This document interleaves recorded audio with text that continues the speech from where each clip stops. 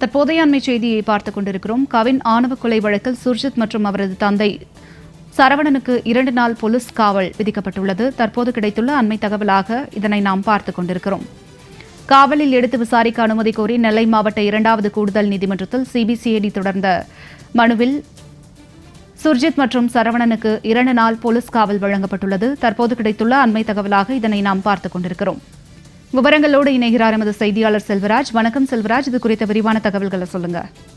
நிச்சயமாக ஜனனி, நெல்லை மாவட்டம் பாளையங்கோட்டை கேடிசி நகரில் கடந்த 27ஆம் தேதி கவின் ஆணவ படுகொலை செய்யப்பட்டுள்ளார். இந்த வழக்கு தொடர்பாக சிபிசிஐடி போலீசார் தற்போது விசாரணை தொடங்கியுள்ளார்கள்.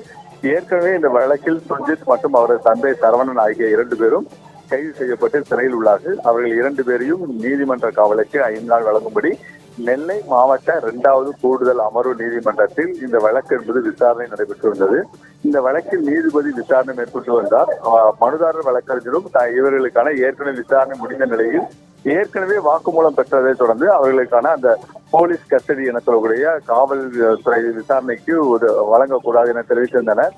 இந்த நிலையில் இன்று மாலை சற்று முன் சரியான நீதிபதி ஹேமா, சரவணன் மற்றும் அவரது மகன் சுர்ஜித் ஆகிய 2 பேரும் 2 நாள் நீதிமன்ற காவலில் அவர்கள் நேரடியாக விசாரணை நடத்தலாம் என அவர்கள் தெரிவித்துள்ளார்கள். அதன்படி வருகின்ற 13ஆம் தேதி மீண்டும் சிபிசிஐடி போலீசார் மாலை 6 மணிக்கு அவர்களை அழைத்து சென்று அவருடைய வாக்குமூலத்தை எல்லாம் பெற்றுக்கொண்டு மீண்டும் நீதிமன்றத்தில் ஆஜர்படுத்தப்பட வேண்டும் எனவும் நீதிபதி ஹேமா உத்தரவிட்டுள்ளார். செல்வராஜ், தங்களுடைய தகவலுக்கு நன்றி.